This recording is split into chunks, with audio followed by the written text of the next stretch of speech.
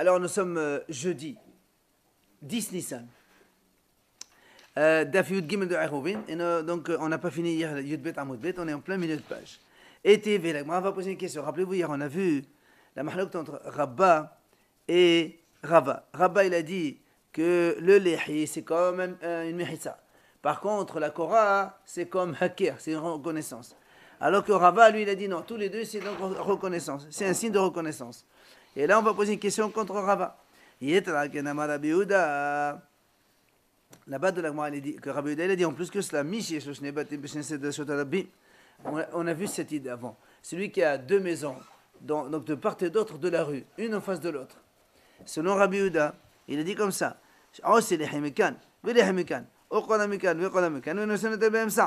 Il a le droit de faire un piquet de chaque côté, ou bien une poutre de chaque côté. Et il peut porter dans cet espace dans la rue, entre les deux maisons. Ça, c'est Rabbi Yehuda qui a dit ça. Amnoul ou Hachamim. Hachamim, ils ont dit, on ne fait pas de Eruv dans Shot Rabim. Ça n'existe pas un Eruv dans Shot Rabim comme ça. Ça veut dire quoi, Hachamim disent donc, si on ne fait pas de Shot Rabim, ça veut dire dans un autre endroit, on aurait pu le faire. Ça veut dire quoi? Ça veut dire que le piquet peut servir de Mehitza. Puisque si on peut porter, c'est que c'est une Mehitza. Tu as ici deux murs, et tu mets un piquet de chaque côté. La route est au milieu. Donc, Rabbi Yehuda a dit, on peut faire ça dans la rue. On a vu un cas, justement, où il y avait une route qui passait, il y avait plus de 600 000 personnes qui passaient par jour. Et alors? Et là, on a dit que ça peut, on pouvait faire. Non, Rabbi Yehuda, il a dit ça. Rabbi Yehuda dit non, on ne peut pas faire un rue dans une rue. Ça veut dire que si ce n'était pas une rue, c'était un endroit carmélite, un truc comme ça, on peut faire. Donc ça veut dire quoi? Ça veut dire que le piquet sert bien comme une mehitza. Comment toi tu dis Heker?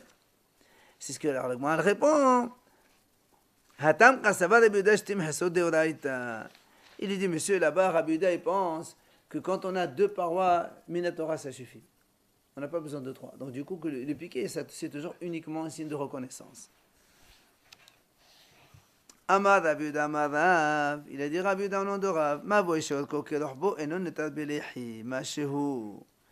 Il a dit, Rabbi Yehuda, au nom de Rav, quand on a un mavoy dont la longueur est égale à la largeur, si on a un carré, mavoy carré, on ne peut pas faire lehi mashou. Un piquet, ça ne sert pas. La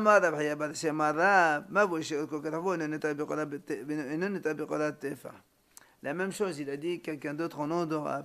Un mavoy qui est carré, il ne peut pas être autorisé avec une poutre qui fait tefa. Ça, on a déjà vu cette idée que le mavoy, il doit toujours être plus long que large. Amar Rabbi Zera, kama mechavnan shmata de savé. Il a dit Rabbi Zera, comme elles sont importantes les enseignements donc, de ces sages. Pourquoi?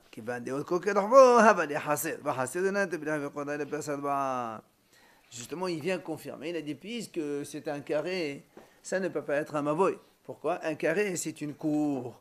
Et une cour, on a déjà dit hier et auparavant, une cour que quand le mur s'effondre devant Shot Rabim, elle ne peut être autorisée que s'il y a un pass arba'a, c'est-à-dire un panneau qui mesure 4 tfahim minimum.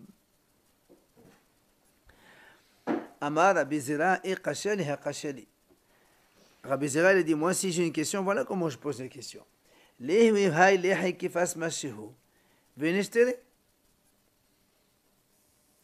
Il a dit, Rabbi Zera, il dit, pourquoi tu as dit que ça ne marche pas? Pourquoi on ne dit pas que le lehi, considère-le comme un panneau mashihu? Et on a vu hier que quand on met un panneau de chaque côté, mashihu, ça suffit. Alors l'agma lui répond, il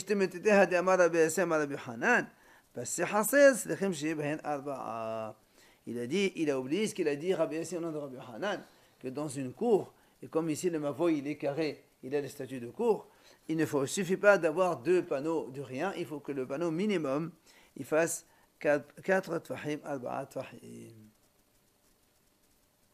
Amar Rav Nachman, il a dit Rav Nachman, Naqtinnan, on a établi, c'est quoi un mavoy?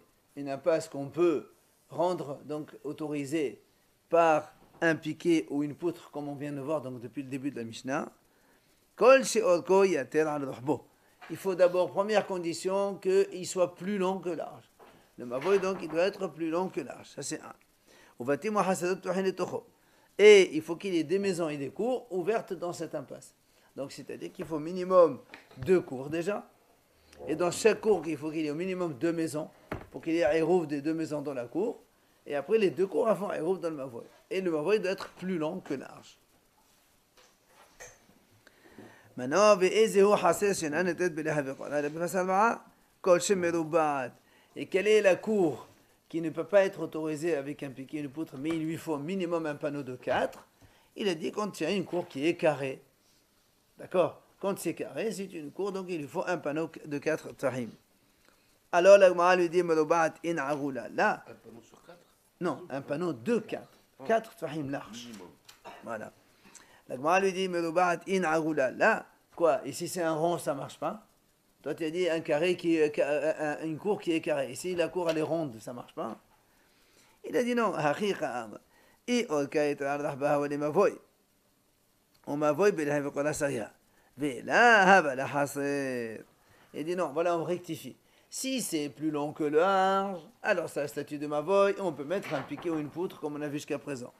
Maintenant, sinon, c'est-à-dire si c'est pas long plus que large, alors c'est une cour, quelles que soient ses dimensions, donc arrondie ou carrée. Et tu l'autorises avec quoi? Avec un panneau de 4, comme on vient de dire maintenant. Même pour une cour?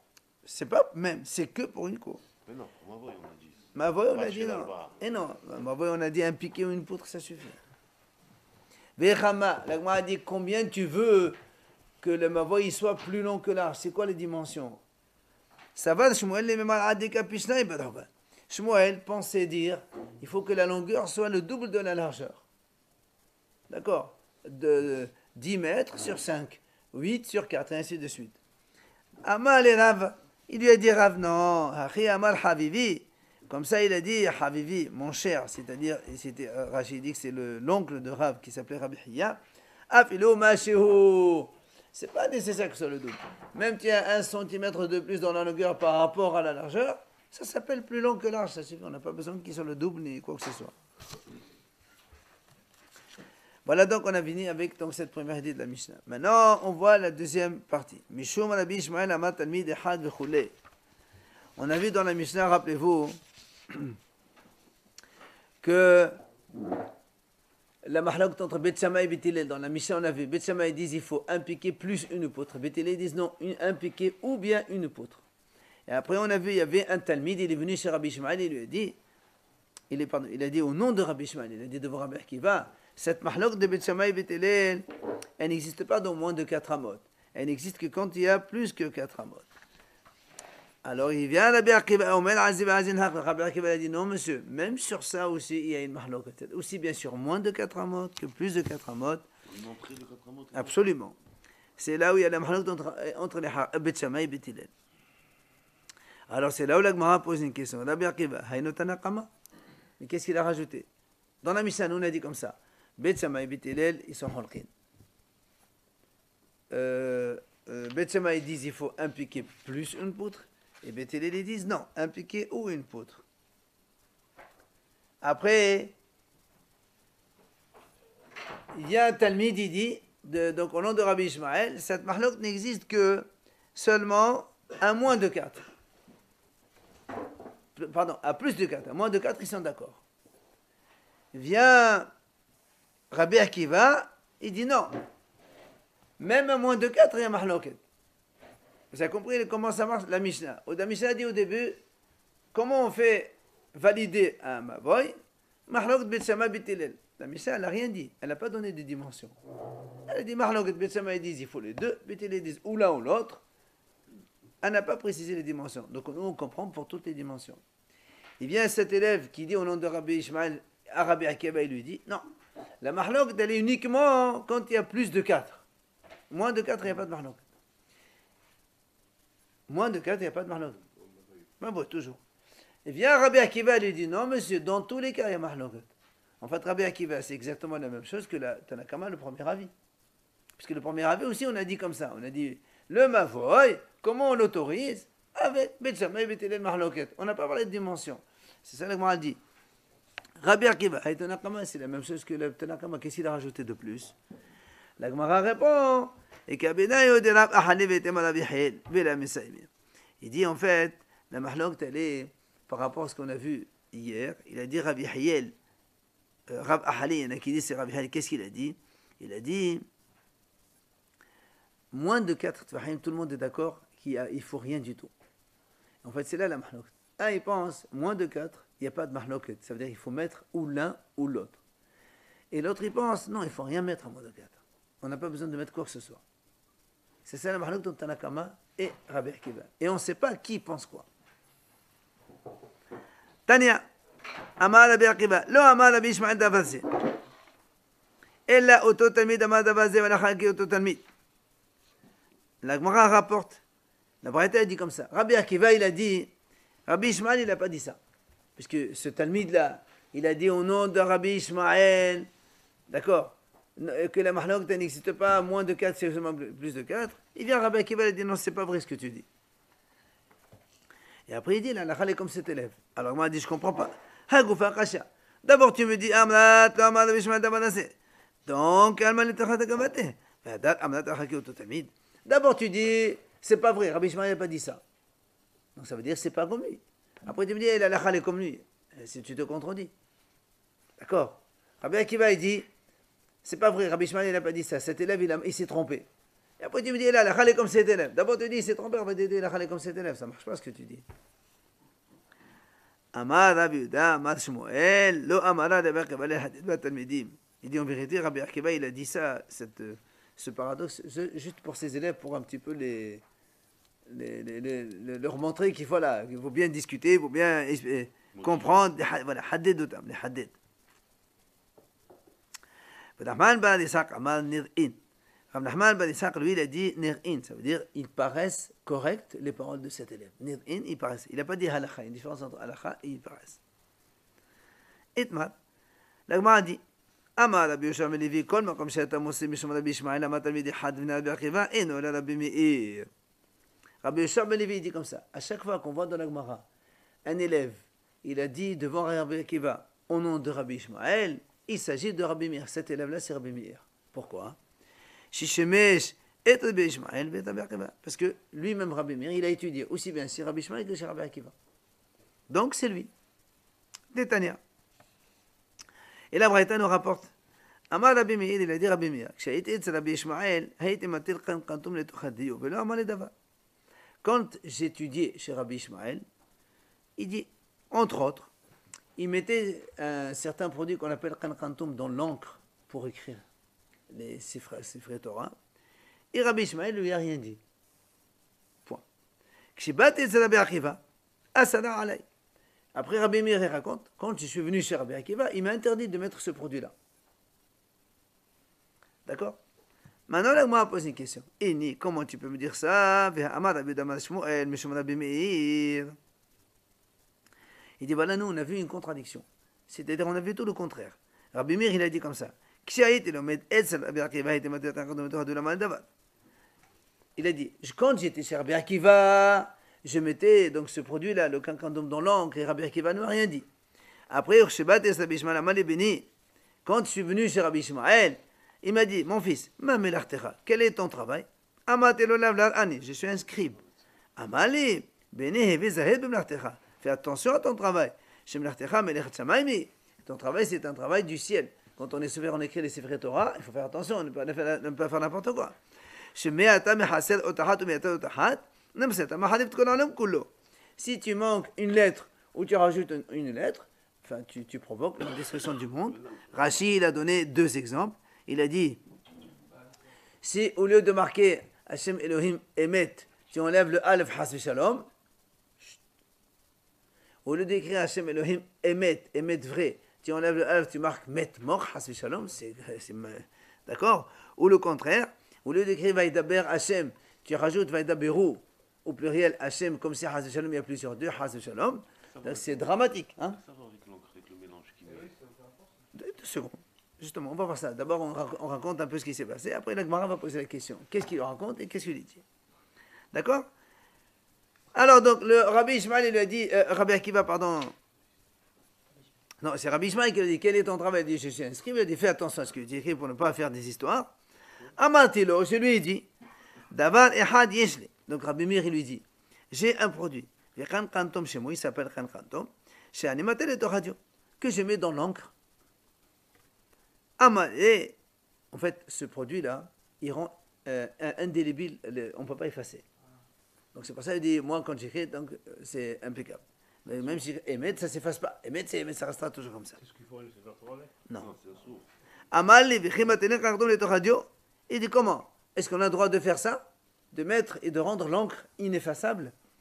Il dit, mais la Torah l'a dit, notamment dans l'histoire de la femme sota. C'est marqué qu'on écrit sur un parchemin et après l'encre elle va s'effacer. Donc tu vois bien que l'écriture doit être effaçable. Voilà donc l'histoire, ce qui s'est passé. Quoi qu'il en soit, l'Agma dit qu'est-ce que l'autre lui a dit et qu'est-ce que l'autre lui répond. Quand on a vu Rabbi Ishmael, il dit quel est ton travail, il a dit je suis inscrit, il a dit fais attention. Qu'est-ce qu'il lui a dit? Fais attention, il dit je mets un produit dans le chose. Qu'est-ce que ça veut dire ça? Alors l'Agma explique. Rabbi Meir, il lui dit comme ça. Non seulement dans les haserot, c'est-à-dire des fois dans la Torah, il y a des vav en plus ou des vav en moins. Il y a des tas, t'inquiète pas, je connais tout. Je sais écrire, je ne me trompe pas dans l'écriture, ça c'est certain. Et là, il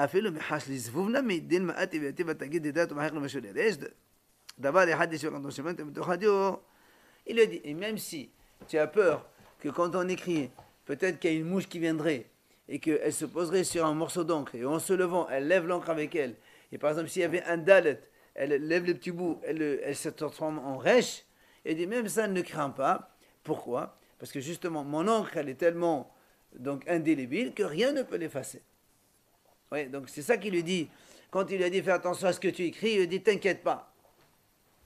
Pourquoi t'inquiète pas? Parce que justement, moi je ne crains pas qu'il y ait une mouche qui vienne et qui m'enlève un bout d'encre et qui après me rend l'écriture totalement donc interdite. Quoi qu'il en soit, ça c'est l'histoire qu'on avait. La Gemara maintenant elle pose une question. Kashia shimush hashimush, kashia asara asara. La Gemara elle dit, ici on a deux histoires contradictoires. Au début on a dit, Rabbi Meir il était chez Rabbi Ishmael, après il est parti voir Rabbi Akiva. Et après on a dit, Rabbi Meir il était chez Rabbi Akiva en premier, après il était voir chez Rabbi Ishmael. Donc on a une contradiction. Qui était le premier maître, celui-là ou l'autre? C'est on ne peut pas amener un enseignement contraire. Et oui, d'abord tu me dis, quand il était chez Rabbi Ishmael, il a dit à Rabbi Akiva, moi je faisais comme ça. Et Rabbi Akiva, la deuxième question elle vient, parce que dans le premier cas, il lui a dit, Rabbi Akiva il lui a interdit. Et non, il lui a interdit de faire ça. Si, quand on a dit comme ça, Rabbi Meir il a dit, quand j'étais chez Rabbi Ishmael, je faisais cela, il m'a rien dit. Je suis venu chez Rabbi Akiva, il m'a interdit. Donc c'est Rabbi Akiva qui a interdit. Après tu me dis, il était chez Rabbi Akiva, j'ai fait ça, il m'a rien dit. Je suis venu chez Rabbi Ishmael, il m'a dit, qu'est-ce que c'est ça? Donc en fait il y a deux contradictions. Un, dans l'ordre de l'enseignement, et deux, que un il a interdit, après tu me dis c'est l'autre qui a interdit, donc c'est deux contradictions. C'est ce que la Gemara dit. On est dans la première grande ligne, ok? Kasha shimush shimush, kasha asara asara. Donc question, service sur service, avec qui il a servi en premier, chez qui il a étudié en premier. Et Kasha, interdit. Un, tu me dis c'est Rabbi Akiva, il a interdit. Après tu me dis non, c'est pas Rabbi Akiva, il lui a permis Rabbi Akiva. Alors la Gemara répond. Bishama shimush shimush la kasha. Il dit pour l'enseignement, je peux te répondre. Comment? Mais qala atali qamid Rabbi Akiva. ومدي لا مسألة من قام لبيا طريقة من ربي إسماعيل في قام أجمل بعد تقمد ربي عقيبة بسبب أسفل. Il dit donc la première question, on peut répondre facilement. Rabbi Meir, il est venu étudier chez Rabbi Akiva au premier. Mais comme Rabbi Akiva, il était très fort, et Rabbi Meir n'arrivait pas à comprendre. Il a dû repartir chez Rabbi Ishmael pour mieux étudier, remplir la tête. Et après, il est revenu chez Rabbi Akiva pour mieux, d'accord, développer ce qu'il a étudié. Donc ça, c'est... On peut comprendre qu'il a étudié chez Rabbi Akiva, après Rabbi Ishmael, après Rabbi Akiva, c'est pas un problème ça. Maintenant, comment tu expliques la deuxième contradiction? Ella asala kashia. La Gemara dit kashia, tu as raison, c'est une grande question. Il n'y a pas de réponse. Surtout que Rabbi Ishmael, il a plein.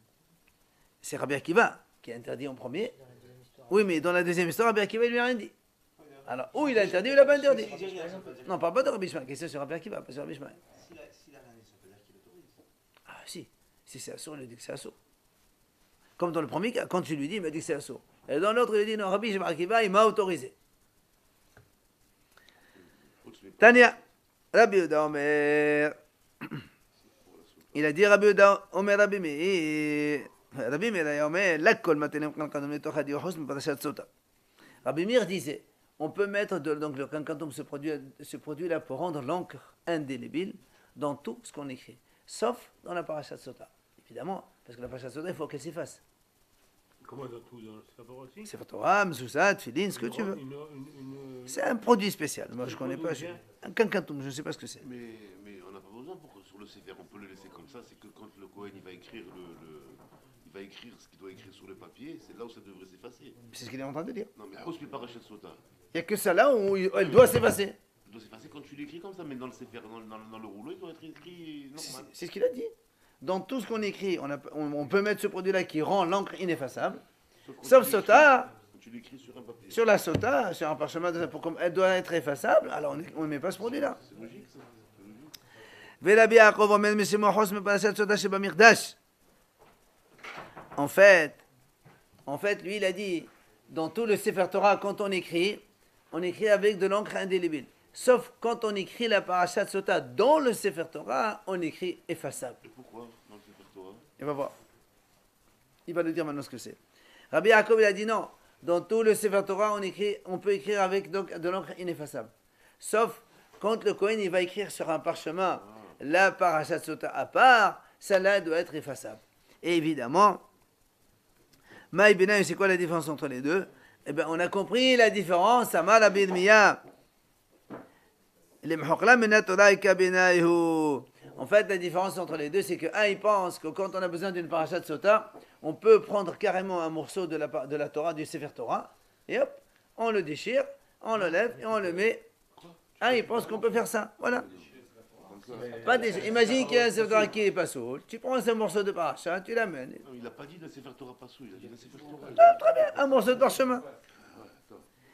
Et non, la discussion, elle va venir maintenant, Netanae, qui est Netanae, messieurs.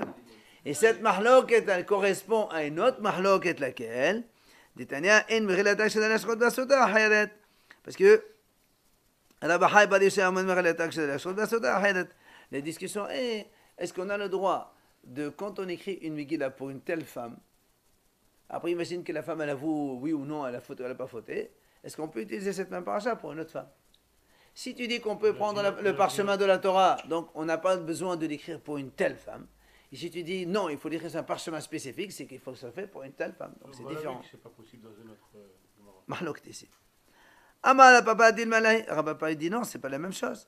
عاد كان لو قامت نقم هذا من كودين تقلش مراحل لهذا من نقدش من ادخل شمله أفل قبيت ولا دستام مختبا خنا ميدي مخنا. Alors il vient Rav papa, il dit non, tu peux pas comparer les deux cas. Quand on écrit pour une telle femme qui s'appelle par exemple Rachel, je comprends qu'on ne peut pas la changer pour une autre femme qui s'appelle Léa. Mais quand tu écris dans le Sefer Torah, tu n'écris pour personne. Peut-être qu'on a le droit de prendre pour n'importe quelle femme. Donc c'est pas comparable les deux cas. D'accord? C'est logique. Le Kohen, quand il écrit les chaînes de la femme. C'est ce qu'on va voir. Il y a une mahlok, il dit oui, il faut que tu écris au nom de telle femme. S'il vous plaît. De la Parashat Sota, bien sûr. Le texte de la femme Sota, il est écrit dans la Parashat. Si la femme elle avoue avant, elle meurt pas. Comment ça, elle avoue avant? Voilà, j'ai fait. Elle avoue qu'elle a voté? Ouais. Ben oui, elle ne va pas mourir si on n'a pas de témoin. Elle est hayav karet, ça dépend ce que c'est l'interdiction. Ah ben non, elle ne va pas boire. Quoi ça? Elle ne peut pas boire. Ben non. Mais elle a divorce. Mais est-ce qu'il divorce? Il est obligé de marier. Oui, obligé. Amar Ibn Ahmad ben Sa'di al-Malahi. Et Ibn Ahmad ben Sa'di dit le contraire. عاد كانوا كما ذبح بدشات من الذي يختم هذا الشمس تبعنا أفقبت وديت من كتيبة خنا مثل ما حكينا. La Gemara dit au contraire. Moi je peux te dire. Au contraire. Là-bas, puisque c'est écrit pour une femme, donc c'est pour une femme sota, que tu l'utilises pour celle-là ou celle-là, ça n'a pas d'importance. Mais l'autre, quand on écrit dans la Torah, on n'écrit pas pour une femme, on écrit pour la Torah. Peut-être que dans ces cas-là, on n'a pas le droit d'utiliser du tout pour une femme. Donc on peut raisonner complètement à l'inverse. Alors la Gemara dit, ולעיתי לרווחה ברישי הדתנן כתב גט לקדש את אשתו, ונמלח, ומשאו בן אדם על שמך כשמי שמשתרך שמסי פסול לקדש בו. La Gemara dit, mais alors, l'autre, il ne pense pas ce qu'on a déjà comme admis. Si quelqu'un, il s'appelle Réhouven, il a une femme qui s'appelle Léa, il veut divorcer, Il est parti chez un sofer, il dit voilà, tu me fais un guet pour sa femme. Il lui dit voilà, Reuven, nanana. Il dit à sa femme Léa, tu es divorcé pour là. Quand il revient, il regrette. Il a trouvé un ami à lui qui s'appelle Reuven, sa femme elle s'appelle Léa, lui il veut divorcer. Il ne peut pas lui donner son guet. Il y a marqué Reuven, Léa, la même chose. Il n'a pas le droit. Pourquoi? Parce qu'il y a marqué, il faut que ce soit au nom de la femme. Alors comment l'autre, il est dit à Bahaï que si on a écrit pour une femme, on peut le faire pour une autre dans l'histoire de la femme sota. Hein? La Gemara dit comment tu peux comparer le guet avec la sota? Hata v'chatav lah kitiv, ba'anan kitiv alishma. Acha ve'asa la kitiv ba'anan asiyad lishma asiyad didam haqahi. La Gemara dit tu ne peux pas comparer sota avec le guet. Dans le guet, c'est marqué dans la Torah v'chatav lah. Il doit écrire pour elle. Donc c'est spécifié, l'écriture du guet, elle doit être spécifique pour cette femme-là. Mais dans la femme sota, il n'y a pas marqué dans la Torah vechatavla. Il n'y a pas marqué vechatavla. Il n'y a pas marqué il écrit pour elle. Il a marqué il fera pour elle. Quoi il fera? Il effacera le texte pour elle. Oui, mais qu'il écrive pour quelqu'un d'autre, ça n'a aucune importance. Il n'y a jamais écrit dans la Torah qu'il faut écrire pour cette femme-là. Tu as raison, Rabbi, mais quand il te dit il l'amène au Cohen, il va lui faire servir, lui faire des c'est pour elle. Mais, oui, j'ai pas dit Il non. n'y a pas écrit, mais on le comprend. Ah non, tu comprends pas. Ah, tu comprends pas? Il amène sa femme chez le Cohen, mais il va l'écrire. Il a femme, ça va, mais tu peux pas voir dans notre texte. Hein? Il va écrire. Il l'amène au Pour le Cohen. guet. Il écrit pour elle. Amar Rabbi Habar Hanina, écoutez ça. Il a dit Rabbi Habar Hanina, Galoy veyadou alefni mishamar veyaolam. Il est dévoilé devant celui donc, qui a créé le monde, donc devant Hachem. Chez En Bedoro, chez Rabbi Meir Krimoto. Qu'il n'y a pas, dans la génération de Rabbi Meir, il n'y avait pas Hacham comme lui à sa hauteur. Omim Penema, le Rabbi Alacha Krimoto. Et pourquoi alors on n'a pas fixé l'Alacha comme lui? Shelo Yachlou Havera La'amod al Sof Dato. Parce que ses amis, les Hachamim de son époque, n'arrivaient pas à saisir sa force de compréhension. Pourquoi? Shehu Omer al Tameh Tahor, Omar Elopanim, Atahor Tameh, Omar Elopanim. Quand il dit quelque chose d'impur, il te prouve que c'est Tahor. Il t'amène des preuves. Et après, tu dis quelque chose d'impur, et il te dit non, c'est pur. Il t'amène des preuves. Enfin, il te bassine comme il veut, quoi. C'est dangereux, ça, non? Et c'est pour ça qu'on n'a pas fait la raconta, parce que les autres n'arrivaient pas à saisir sa compréhension. Et c'était un grand. Évidemment. Il était dans le même maître, il était. Émet ou pas émet, c'est certain qu'il est émet. Mais seulement comme les autres n'arrivaient pas à comprendre ce qu'il dit, alors on n'a pas fait la halakha comme lui. Tana, allez messieurs, soyez gentils, on finit la page. Tana, lo Rabbi Meir Shemo. Ella Rabbi Nehorai Shemo. En vérité, il ne s'appelait pas Rabbi Meir. On dit il s'appelait à l'origine Rabbi Nehorai. Velama nekra Shemo Rabbi Meir, shehu Meir ayni hachamim b'halakha. Parce qu'il éclaire les yeux des hachamim dans la halakha. Il y a un autre qui dit Velo Nehorai Shemo. Ce n'est pas Nehorai en vérité son vrai nom. Ella Rabbi Nehemia. Il s'appelle Rabbi Nehemia. Et Amrina Rabbi Azab ben Alach Shemo. Il y en a qui disent non, il s'appelait Rabbi Azab ben Alach. Velama nekra Shemo Nehorai. Et pourquoi on l'appelle Nehorai? Sheman Hira la même chose. Nehorai, c'est de la lumière éclaircir aussi. Amar Rabbi. Il a dit Rabbi, donc Rabbi Noakadosh. Hadim haddadna me havrai. Pourquoi moi je suis plus intelligent que mes amis? Parce que des hazité le Rabbi Meir me ahore. Ve'elu hazité me kameh ava me haddadna tfi. D'chtiv ayu ainecha ra'ot et modecha. Si je suis plus intelligent que mes amis, c'est parce que j'ai vu derrière, derrière Rabbi Meir. Et si j'étais devant lui en face, j'aurais été encore plus intelligent que ça. Comme c'est marqué, comme c'est marqué dans le passage qui dit, tes yeux verront ton maître. C'est pour ça qu'il va accrocher les photos des rabbinim dans la maison, comme ça les enfants ils voient. Ouais. C'est bien d'accrocher les photos des rabbinim dans la maison. Pas dans les synagogues. Non, pas dans la synagogue. J'ai pas dit la synagogue. Admourecha? Non, pas dans les chambres. Les chambres des enfants, pourquoi pas? Si, oui, c'est très important. C'est vrai? Oui. Amar Rabbi Abahu, Amar Rabbi Yohanan. Essaye de faire agrandir ta photo, alors on va la mettre dans la chambre des petits. Il a dit Rabbi Abahu au nom de Rabbi Yohanan. Talmid hayalo le Rabbi Meir, bisumkus shemo. Rabbi Meir, il avait un élève qui s'appelait Sumkus. Shehaya Omer, על כל דבר ודבר של טומאה, 48 טעמי טומאה. ועל כל דבר ודבר של טהרה, 48 טעמי טהרה.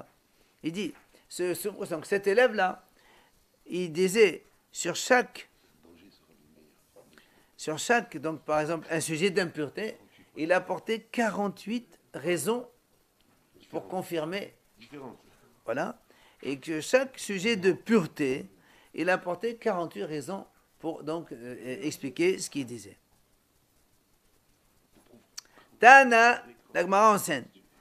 Talmid Watiq Haya Biyavne, il y avait un ancien élève à Yavne, Shehaya Metahed et Hasheres Bemea Vechamishim Ta'amim, que lui, il rendait pur le Sheres, ça veut dire le reptile. Normalement, un reptile, nous on sait qu'un reptile, un lézard par exemple mort, un truc comme ça, il transmet l'impureté.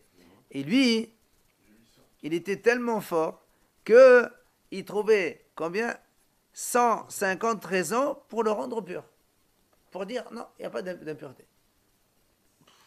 Amar Ravina, Ani Adon Vatarino. Ravina dit, moi aussi je peux faire ça. Je vais te montrer comment. Uma nahash mimitum abitum taho. Shedashi in mimitum abitum anachol sheken. Il dit voilà, je te donne un raisonnement. Le serpent, qu'est-ce qu'il fait? Il tue les gens. Donc, or, quand il tue les gens quand ils sont morts, le cadavre, c'est un tamé. Donc, il multiplie l'impureté dans le monde. Pourtant, le nahash lui-même, il ne transmet pas l'impureté. Un serpent mort, ça ne fait pas partie des reptiles de la Torah. Donc, si déjà le serpent qui lui-même multiplie l'impureté en tuant les gens, lui-même, il n'est pas impur. Le cher est un reptile, un lézard, qui ne tue pas des gens, a fortiori qui doit être pur. Tu vois? Et comment le serpent n'est pas impur? On a toujours vu que le serpent était impur. Ah ouais? Qui c'est qui t'a dit ça? Tu as vu, moi, oui, moi aussi, je suis comme toi. Moi aussi. Alors, l'agma dit Velahi. Ma'asekos be'al maqavid. Et l'agma dit en vérité, c'est pas du tout un raisonnement. Parce que le serpent, quand il tue, en fait, c'est comme tu dis quelqu'un, un pic qui tue un homme. Tu vas pas dire que le pic c'est un transmetteur d'impureté, ça ne veut rien dire ça. Le serpent continue, c'est comme si quelqu'un il pointe un. Tu mets, je sais pas, un couteau. Non, pas le couteau il est en métal. Mais ça n'a pas d'importance. Tu prends même une pointe de bois. Tu tues quelqu'un avec, tu vas pas me dire que le bois il va transmettre l'impureté, ça ne veut rien dire. Ce raisonnement, il n'est pas un raisonnement. Amar Rabbi Abba Amar Shmuel. Shalosh Shanim Nehalku Bet Shammai Bet Hillel. Pendant 3 ans, Bet Shammai et Bet Hillel étaient en mahlok, en divergence. Cela disait la halakha est comme nous, et les autres disaient non, la halakha est comme nous. Jusqu'à ce qu'à la fin il y a une voix min Shamaim, une voix céleste est sortie, elle a dit Ello ve'ello devrei Elohim hayim hen v'halakha ki Bet Hillel. Cela et cela, ce sont des paroles d'Hachem vivantes, mais la halakha est comme Bet Hillel. C'est-à-dire qu'il avait raison. Tous les deux ont raison, mais la halakha est comme Bet Hillel. Alors la Gemara dit V'chi me'achas she'elu ve'elu devrei Elohim hayim mipnei ma zachu Bet Hillel l'agma halakha kemotan. Alors la Gemara dit mais si tous les deux ont raison, alors pourquoi min Hashamim on a décidé que c'est Bet Hillel qui est privilégié? Donc ils sont privilégiés. La halakha est comme eux, pourquoi? Mipnei shenuhin va'alovin hayu. Parce qu'ils étaient des gens agréables, nohin, gentils, va'alovin et humbles. Par rapport aux autres, par rapport à Bet Shammai. Exact. Ils étaient. Non, il n'y a pas marqué Rva. Les autres, ils étaient voilà, intransigeants, plus. Et quand ils enseignent à leurs élèves, ils enseignent aussi leur avis et aussi l'avis de Bet Shammai. Et non seulement, non seulement ça, mais ils commencent d'abord par les paroles de Bet Shammai. Ils disent à leurs élèves, Bet Shammai, ils disent comme ça. Et nous, on dit comme ça. C'est magnifique, c'est très beau. Comme quoi, quelle est la grandeur de la Kadosh Baruch Hu, tu vois? Alors, et il nous apporte un exemple dans lequel on a vu justement que il commence par Bet Shammai le premier. Un exemple. Ça, c'est un truc qu'on a vu dans Souka, on a vu longtemps. Si quelqu'un, il avait une petite souka, ou une grande souka dans laquelle il y avait plein de monde, et lui, il était juste à l'entrée. C'est-à-dire, lui, il était dans la souka, mais la table allait à l'extérieur de la souka. Donc lui, il était assis, la tête et la majorité étaient encore dans la souka, mais la table allait en dehors de la souka, il n'y a plus de place. C'est-à-dire qu'ils comptent qu'ils sont dedans, non? Bet Shammai Poslin. Bet Shammai dit c'est pas soul. Au Bet Hillel dit c'est kasher. Alors Amrou Bet Hillel et Bet Shammai. Alors Bet Hillel dit à Bet Shammai. Le Chachaya Maaseh. N'est-ce pas qu'il y a eu une histoire une fois? Shehal Chozikne Bet Shammai Vizikne Bet Hillel Vakatat Yohanan Ben Achodanit. Les sages de Bet Shammai et Bet Hillel, tous les deux ensemble, ils ont été rendre visite à un certain monsieur qui s'appelait Rabbi Yohanan Hacham. Ils l'ont trouvé justement dans cet état, que lui il était dans la souka, et sa table elle était à l'extérieur de la souka. Velo amro lahen. Zéro, c'est tout. Et donc, Bet Hillel, ils disent à Bet Shammai, tu vois bien? Ben, ils ont été lui rendre visite, ils l'ont trouvé comme ça, ils n'ont rien dit. Amro lahen Bet Shammai, pas du tout. De là-bas, tu apportes une preuve.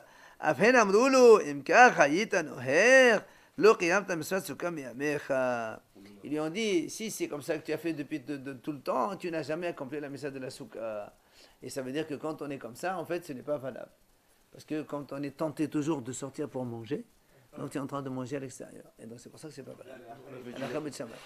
La lacha, elle est comment? Ici, comme Bet Shammai. C'est pas le robe de corps dans la maison? Non, Mais il faut que la table soit dedans. Parce qu'on a peur que tu sortes ta tête pour manger. Un homme, il est tenté derrière son truc. Ah, la Gemara dit, il la mettra. Après tout ça, quand on a vu Mahlouk Bet Shammai Bet Hillel, ça t'apprend quoi? Shekol ha-mashpil atzmo, hakadosh baruch hu marbiho. Vechol ha-marbi atzmo, hakadosh baruch hu mashpilo. C'est marqué, celui qui veut... Arrêtez, ça suffit, gros. Celui qui veut monter, s'élever, Hakadosh Baruch Hu, il la baisse. Et celui qui s'abaisse, qui reste humble et modeste, Hachem, il l'élève. C'est donc Bet Hillel. Et encore autre chose. Kol ha-mechazar ala gdula, gedula borachat memenu. Vechol ha-borach min ha-gdula, gdula mechazeret acharav. Celui qui cherche la grandeur et les honneurs, ça va le fuir. Et celui qui fuit la grandeur et les honneurs le poursuivent. Chut. Vechol ha-dohek et ha-sha'a, sha'a dohkato. Arrêtez. Vechol ha-dohek et ha-sha'a, sha'a dohkato. Vechol ha-nitcha mepnei sha'a, sha'a omedet lo. Et tout celui, dohek et ha-sha'a, ça veut dire il presse le temps. Par exemple, il trouve que ça ne marche pas, il essaie de tourner dans tous les sens. Eh bien, sha'a dohkato, il dit c'est pas bien, Chachamim, ils disent non. Il faut, ouais. Il y a marqué, Rachid dit, mais tiagui aniha ashir. Il voit que ça ne marche pas, il continue. Il dit, c'est pas la peine. Si Hachem ne veut pas, il ne veut pas. Laisse le temps, il y a un moment où ça va venir, donc laisse le temps de le faire. Tano Rabban, oui. Dans le business, Hein? ça. Parce qu'on parle Bet Shammai, Bet Hillel. On a dit Bet Hillel, pourquoi la comment? Parce qu'ils sont humbles. Donc tu vois bien que celui qui est humble, Hachem l'élève. Celui qui est... Dans le business, ça, Hein? Rachid a dit, mais celui qui se fatigue pour s'enrichir, ça ne sert à rien. Si ça ne marche pas, laisse tomber. Fais autre chose. Attends un moment, ça va venir. dans le business.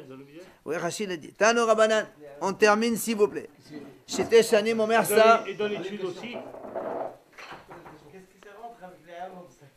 Mais on vient de dire, on te montre les deux entre Bet Shammai et Bet Hillel. Celui qui cherche la grandeur le fit. Celui qui cherche la richesse le fit. Rien à voir avec les Hamon. Je sais, mais parce qu'on a parlé de Bet Shammai et Bet Hillel. Là, on a parlé de ça. On finit, messieurs. Tano Rabbanan, j'étais Shani, mon mère, ça Bet Shammai et Bet Hillel. Pendant 2 ans et demi, Bet Shammai et Bet Hillel étaient en divergence sur le sujet suivant.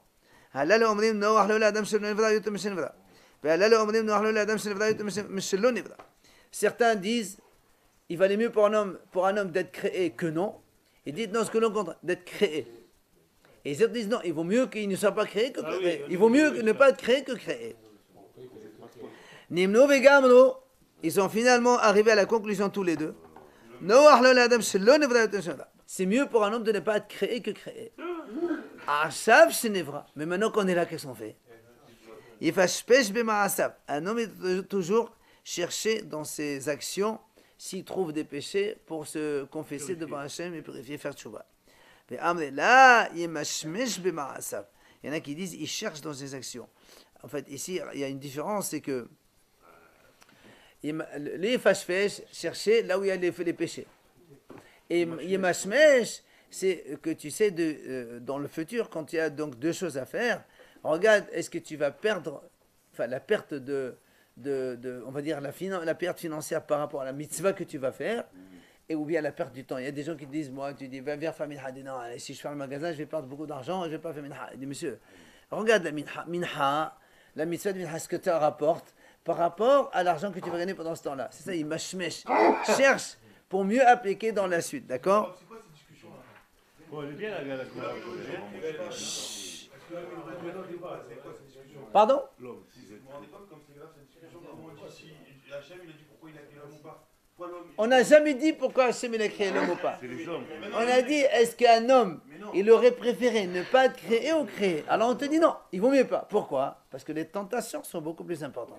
Il y a des haramim qui disent, il y a plus de missions négatives que positives, donc c'est plus désavantageux. Hachem qui a choisi ça. Moi, on n'a pas dit que Hachem n'a pas choisi. Moi je veux avoir cette discussion. C'est mieux que On n'a pas dit que Hachem n'a pas choisi. Je répète encore une fois. Est-ce que pour quelqu'un, ça vaut la peine d'être là ou pas? Les Français, ils disent être ou ne Quoi? Hachem il nous a mis, c'est que oui. Eh oui, mais comme le risque de faire des avérotes est plus grand, il vaut mieux ne pas. pas. Ici. D'accord, messieurs? Ah, ça devient bien, Ramamouche, la Gemara, aujourd'hui. Hein.